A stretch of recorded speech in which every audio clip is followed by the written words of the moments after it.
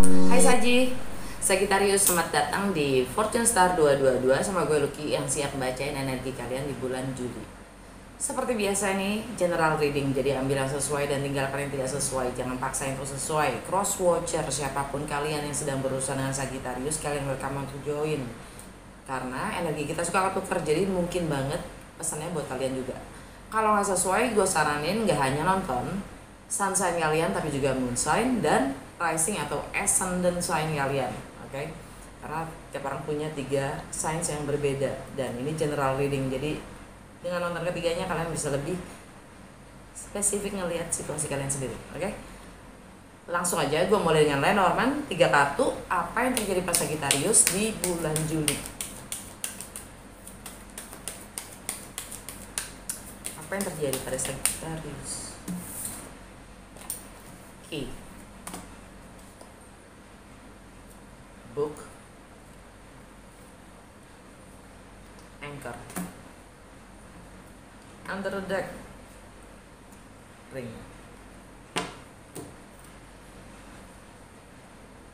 Jantung bacaan kalian, book. Ini misteri nih, sesuatu yang misterius, sesuatu yang kalian harus pelajari lebih dalam lagi ya. Bisa itu spiritual dan kayaknya sih sangkut pautnya dengan karma ya. Karena itu adalah kunci menuju stabilitas kalian dan ya, alam bawah sadar kalian, ring. Ini bisa jadi komitmen, bisa jadi kontrak, ya. Bisa jadi juga pembayaran.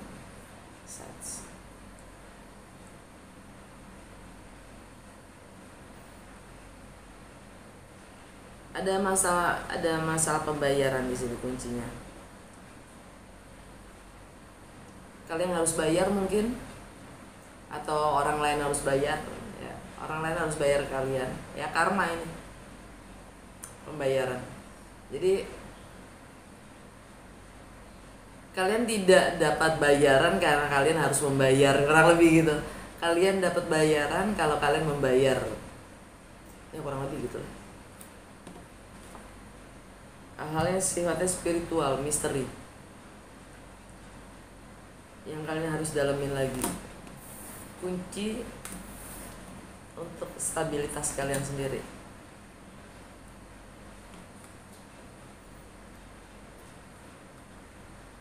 Komitmen, kontrak, deal-dealan ya, pembayaran itu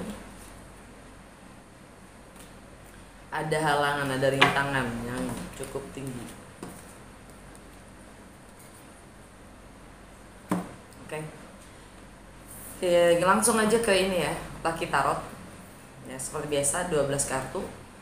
Dan gue mungkin gak akan baca semua ke-12 kartu itu, hanya gue baca yang memang bersinggungan dengan energi planet yang ada ya.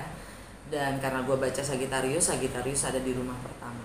Entah itu rising sign, entah itu sun sign atau moon sign. Okay. Dengan segala perubahan energi planet yang ada di bulan Juli, dampaknya apa sih dalam segala aspek kehidupan Sagittarius di bulan Juli? The Tower, rumah pertama. Rumah kedua, High Priestess. Rumah ketiga, Hangman. Rumah keempat, The Star. Rumah kelima, The Hierophant. Rumah keenam, Justice. Rumah ketujuh, The Moon. Rumah ke-8, The Magician. Rumah ke-9, The Sun. Rumah ke-10, Strength. Rumah ke-11, Death. Rumah ke-12, The Hermit. Under the deck, The Emperor.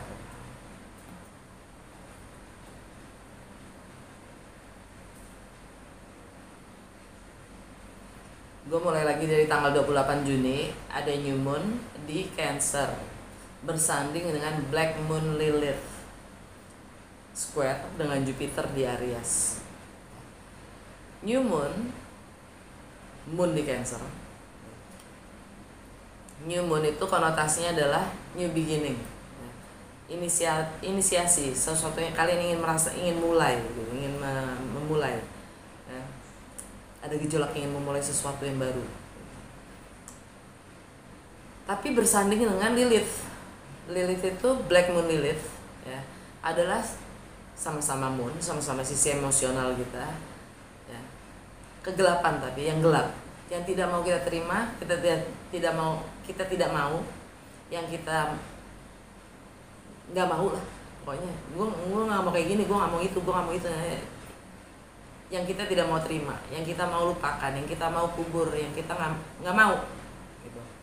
Ya. Dan di situ atau hal-hal yang sifatnya kalian tekan, press, itu ada pemberontakan di situ, ya. Yang mana square dengan Jupiter di Aries. Square itu artinya konflik, ya, konflik. Jupiter itu karma spiritual. Jupiter itu bagaimana kita melampaui batas-batas diri kita sendiri. Jupiter itu juga planet terbesar di galaksi kita, juga planet keberuntungan. Dimanapun Jupiter berada, dia akan memperbesar-besar, dia masih kaca pembesar, ya. Nah, buat Sagittarius, Cancer itu ada di rumah ke-8. Bagaimana kalian berbagi hal-hal yang sifatnya milik bersama atau dalam kebersamaan, entah itu properti, entah itu warisan, entah itu finansial, entah itu ideologi, entah itu asuransi, entah itu joint venture, ya. Entah itu seks, entah itu hal-hal yang sifatnya tabu, mistis. New moon di Cancer dan black moon Lilith di Cancer. Dan Cancer itu di rumah ke-8 tadi, ya, kalian dapat The Magician. Ini energi Merkuri. Merkuri masih ada di Gemini.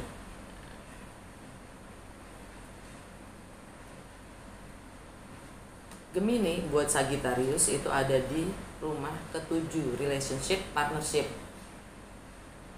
Either itu personal, profesional, atau bahkan internal juga eksternal. Internal itu maksudnya dengan diri kalian sendiri, eksternal itu dengan orang lain. Okay. Kita semua ini energi. Energi itu nggak berlabel, hanya pikiran kita yang melabeli. Ya. Merkuri di Gemini. Pikiran kita yang memberi label apapun itu energi. Entah itu personal, entah itu profesional, ya. Entah itu internal atau eksternal, itu semua yang membedakan hanya pikiran kita. Pada dasarnya kita semua sama, semua satu, tapi yang membeda-bedakan hanyalah pikiran kita.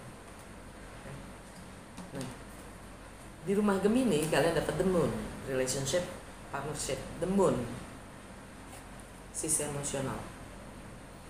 Jadi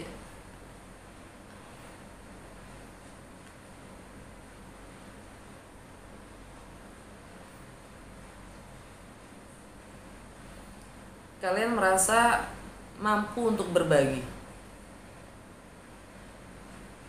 mewujudkan, merealisasikan joint venture mungkin, ya, pembagian harta finansial, whatever, ya.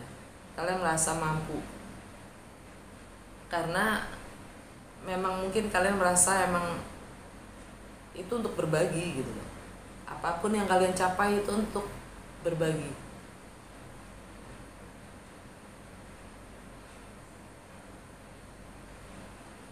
Tapi di sisi lain kalian juga harus sadarin, ya, di saat mindset kita, pikiran kita terkondisikan oleh sisi emosional kita.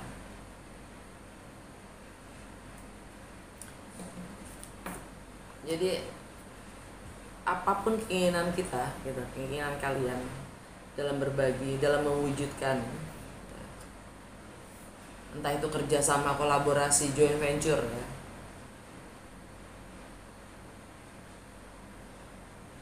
Di situ ada juga di rumah ke-8 itu juga tentang kontrol, power.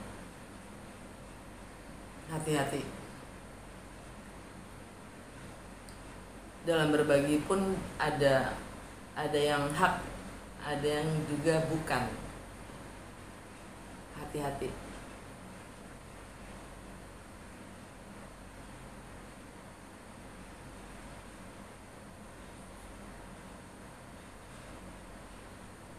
Wow.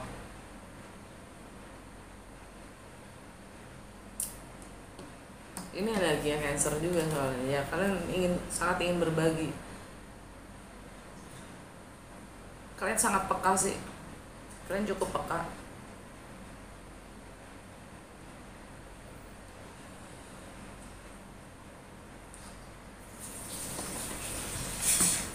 Square dengan Jupiter di Aries. Aries buat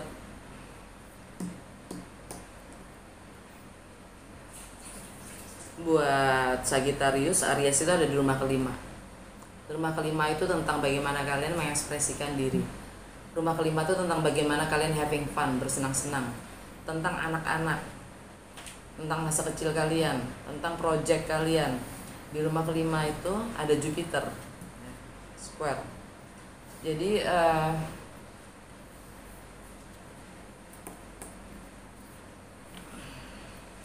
bagaimana kalian yang berbagi ya, itu adalah bagian dari komitmen kalian sendiri mungkin, karena di rumah kelima kalian dapat The Hierophant. Hierophant ini juga tentang tradisi, tentang komitmen, tentang pernikahan, tentang agama, tentang institusi.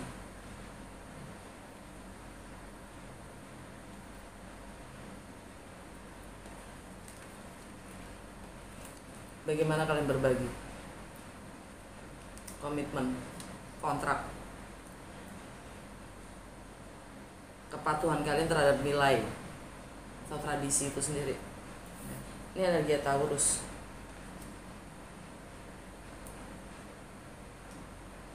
Yang mana kalian mencoba untuk imbang atau adil dalam kesehari-harian. Energi Libra di rumah Taurus.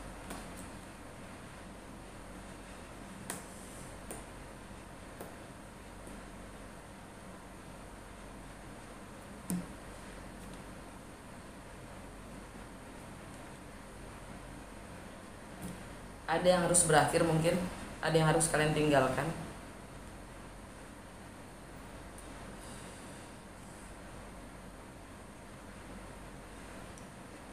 Entah itu karena di rumahnya Libra ya, dalam keseharian, entah itu pekerjaan ya, entah itu aspirasi kalian, entah itu network kalian, entah itu teman kalian. Karena di rumahnya Libra kalian dapat death, sesuatu yang kalian harus tinggalkan untuk mendapatkan kebebasan.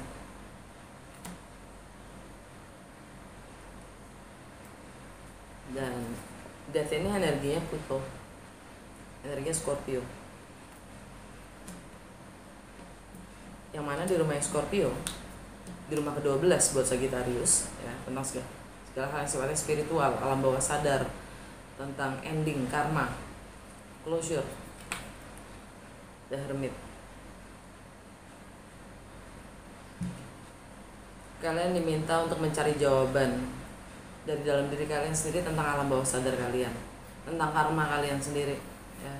Dan ini energi Virgo, dan Virgo itu di rumahnya Virgo kalian dapat strength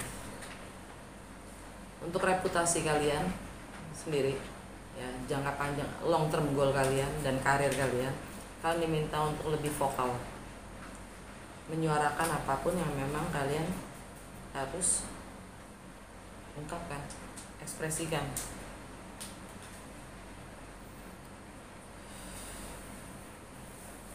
Dan ini energi Leo ya.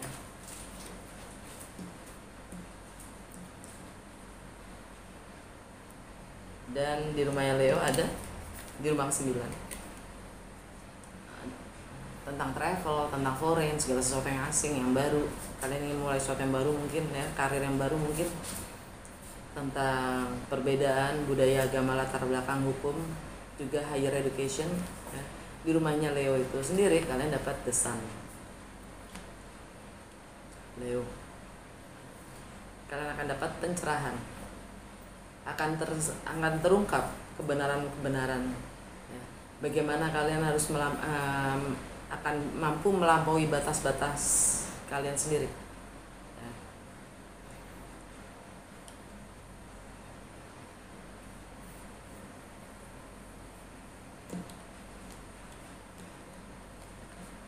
Karena kalian tahu kalian mampu.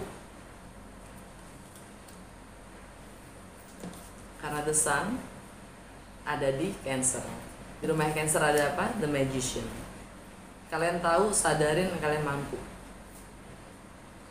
untuk mewujudkan apapun itu yang kalian inginkan. Baik.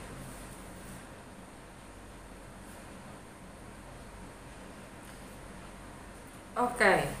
Tanggal 4 ya, Mars meninggalkan Aries masuk ke Taurus. Ya, saatnya untuk lebih adil, lebih balance, lebih imbang ya, dalam kesehari-harian kalian. Dalam melayani orang lain pun kalian harus bisa lebih adil ya. Juga terhadap diri kalian sendiri, nggak hanya orang lain. Kalian harus adil pada diri kalian sendiri, imbang, balance dari dalam. Nggak melulu melayani orang lain, tapi melayani diri sendiri juga penting.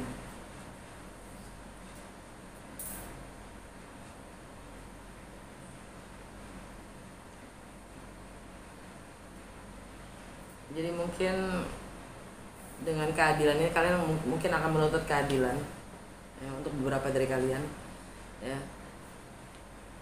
Entah itu terhadap teman, lingkungan sekitar kalian, komunitas kalian, network kalian ya. Jadi kalaupun memang konsekuensinya adalah kalian harus lepaskan, kalian akan tulis. Kalian akan, dan Mars di Taurus itu kalian punya determinasi yang tinggi ya. Sifat Mars di Taurus itu adalah determinasi yang tinggi untuk mencapai nilai-nilai atau prinsip-prinsip yang memang kalian pegang sendiri. Kalau memang prinsip yang kalian pegang adalah keadilan, kalian akan menurut keadilan itu. Kalian akan tinggalkan segala hal yang memang udah gak selaras sama kalian, nggak adil ya. Kalian mencoba untuk adil pada diri kalian sendiri. Oke. Dan Merkuri masuk ke Cancer. Jadi dengan Merkuri masuk ke Cancer, di sini ada Magician, artinya kalian selaras dengan rasa, dengan intuisi dan suara batin kalian sendiri. Dengan kepekaan kalian in tune, selaras.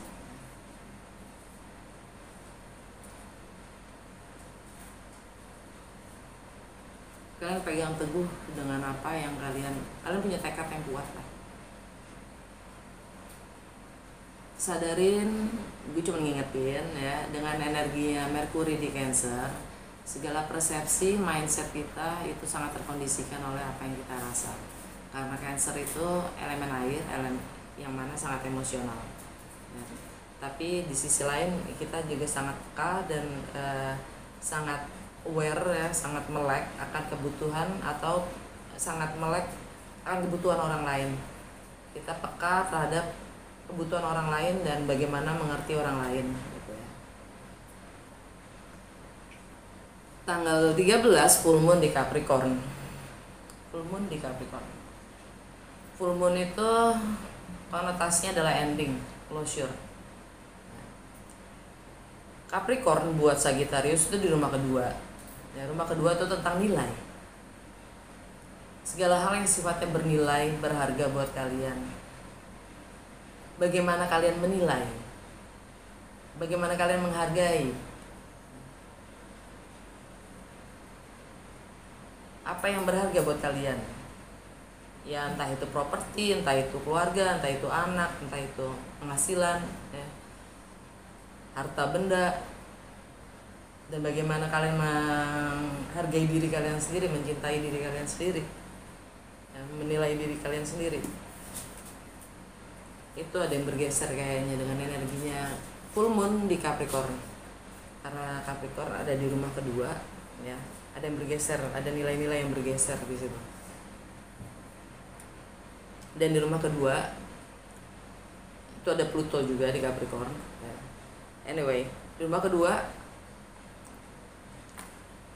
tentang segala hal yang kalian bagaimana kalian menilai dan apa yang bernilai itu berharga buat kalian. Kalian dapat the High Priestess. High Priestess. Kalian diam, mencoba mencermati, mempelajari intuisi kalian sendiri, mendengarkan lebih intuisi kalian sendiri, hati kalian sendiri. High Priestess itu energi Cancer atau Pisces. Rumahnya Cancer di rumah ke-8 ada The Magician, ya. Sedangkan di rumahnya Pisces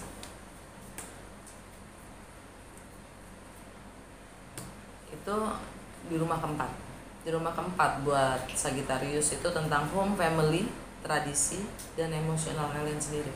Tentang hubungan kalian dengan wanita penting dalam hidup kalian, entah itu ibu, anak, kakak, wanita, cewek. Di rumahnya Pisces kalian dapat The Star. Ini healing. The Star ini adalah healing, clearing your energy, membersihkan energi kita dari yang bukan energi kita. Healing untuk mewujudkan harapan-harapan kita, untuk terwujudnya harapan-harapan kita. Wish fulfillment, The Star. Ini energi Taurus, ini energinya Aquarius. Jadi mungkin di rumah untuk beberapa Sagittarius, ya, kalian diminta untuk healing di rumah. Mungkin kalian silence di rumah, ya, karena menurut kalian itu saat ini rumah tangga kalian atau properti kalian itu adalah berharga, ya, atau tradisi yang kalian pegang itu sangat berharga. Kalian diam, mencermati, ada diam di rumah. Jadi kalian coba untuk healing di rumah. Nah, ini energi Aquarius. Aquarius itu ada di rumah ketiga buat Sagittarius. Rumah 3 itu rumahnya Merkuri. Di situ ada Saturn. Hari ini maksudnya Saturn ada di Aquarius. Rumah ketiga itu tentang mindset kita, mindset kalian, tentang persepsi kalian, ya, pengalaman, wawasan, edukasi yang kalian dapatkan dari kecil hingga sekarang, tentang komunikasi kalian. Dan Saturn ada di situ. Saturn itu hal-hal yang sifatnya membatasi. Saturn itu karma duniawi, hal-hal yang dia sifatnya ngatur, yang buat peraturan itu Saturn, untuk membangun fondasi yang solid. Hal-hal yang sifatnya duniawi diatur sama Saturn, makanya dia karma duniawi, yang bikin peraturan segala macam itu, ya, itu Saturn ada di Aquarius. Jadi termasuk di rumah ketiga tuh persepsi kalian, edukasi kalian, itu bisa juga doktrin, bisa juga dogma. Anyway, di rumah ketiga kalian dapat The Hangman.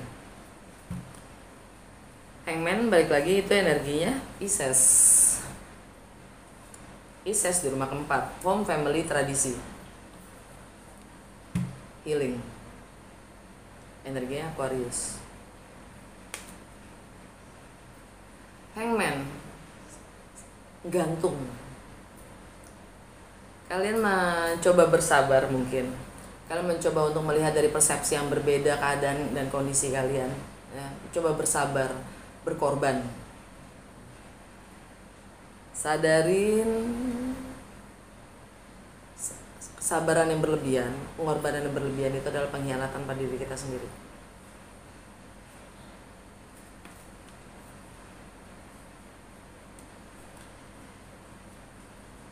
Berkorban berdasar karena persepsi yang apa? Bagaimana dasarnya apa? Kenapa kalian harus berkorban? Apa yang harus dikorbankan? Diri kalian apa ego kalian?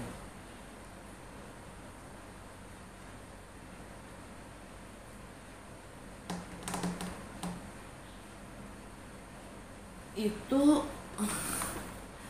masalah full moon di Capricorn, ya. Jadi semua yang bernilai dan berharga yang kalian pegang, nilai-nilai yang kalian pegang dan bagaimana kalian menilai atau mencintai diri kalian sendiri, menghargai, mengapresiasi diri kalian sendiri, itu semua tergantung pada bagaimana persepsi kalian sendiri tentang berkorban itu sendiri.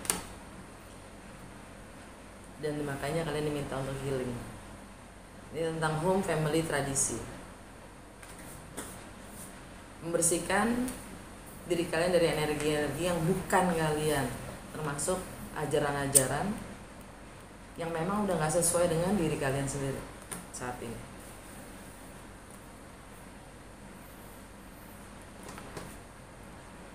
Tanggal 17 Venus masuk ke Cancer, meninggalkan Gemini. Kalau Venus di Gemini itu sifatnya sangat-sangat tebar pesona, ya. Maksudnya dia suka ngumpul-ngumpul, suka bersosialisasi, suka nongkrong, suka party-party, clubbing, tralala. Begitu masuk ke Cancer, dia sifatnya nurturing, merawat, membina, melestarikan, ya. Dan Cancer lagi-lagi, kalian siap berbagi, kalian siap mencoba untuk memahami, mengerti kebutuhan orang lain dalam rangka membina tadi. Tanggal 19 Merkuri meninggalkan Cancer, masuk ke Leo. Di rumah Leo, di rumah ke-9 kalian dapat The Sun. Nah, The Sun, Merkuri masuk ke Leo. Jadi kalian mendapatkan pencerahan-pencerahan tentang bagaimana kalian melampaui batasan-batasan diri kalian sendiri, tentang segala hal yang sifatnya baru, mungkin asing buat kalian. Kalian siap untuk ya, kalian dapat pencerahan. Akan terungkap hal-hal yang kebenaran itu akan terungkap tentang perbedaan-perbedaan.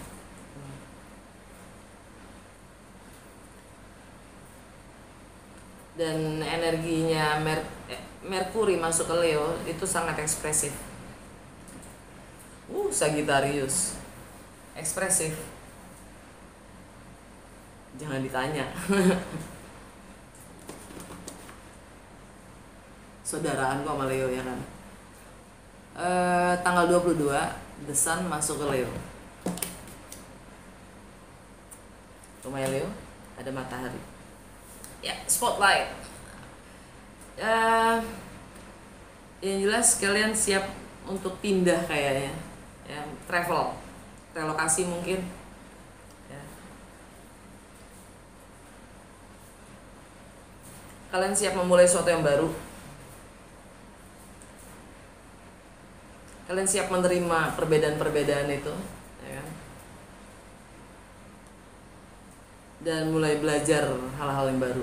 Karena rumah ke-9 juga tentang higher education, higher learning.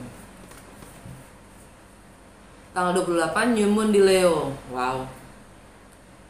Dan Jupiter retrograde di Aries.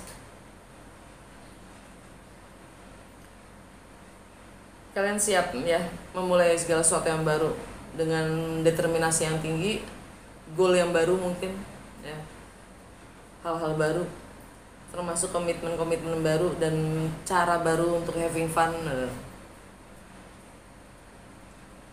kalian punya apa motivasi yang baru mungkin ya di akhir bulan dengan energinya matahari masuk ke Leo dan new moon juga di Leo.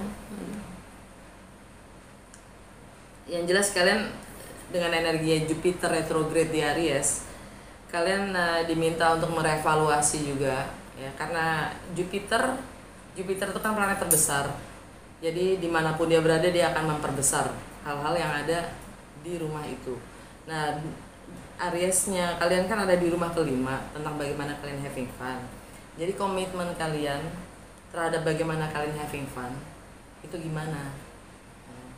Kalian diminta untuk merevaluasi itu. Atau tentang anak-anak, karena rumah kelima itu tentang anak-anak juga, tentang having fun, tentang project kalian, tentang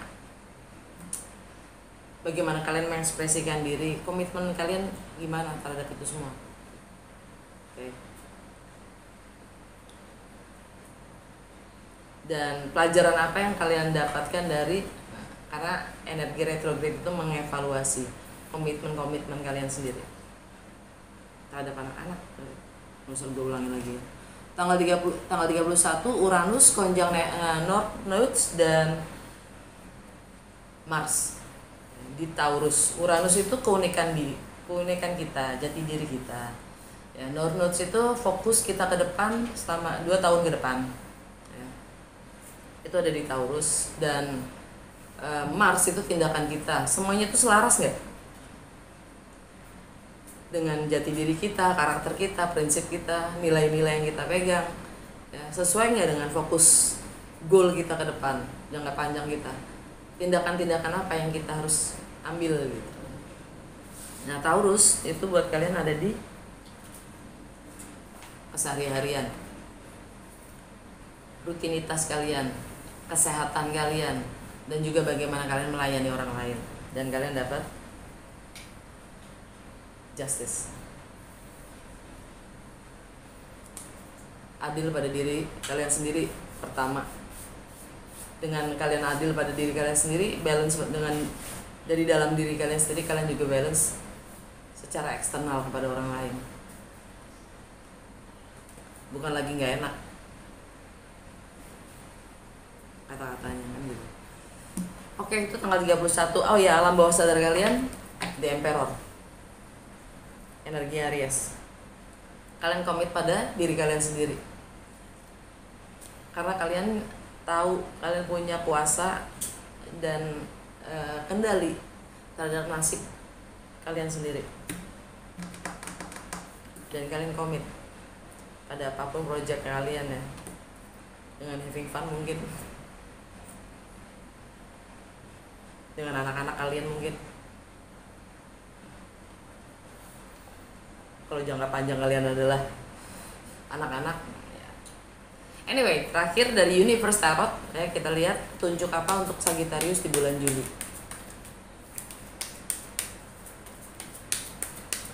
Satu kartu aja untuk Sagittarius. Tunjuk untuk Sagittarius di bulan Juli. Obstacles are detours in the right direction.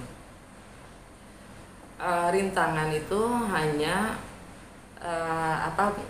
mengalihkan kita ke jalan yang ke arah yang benar.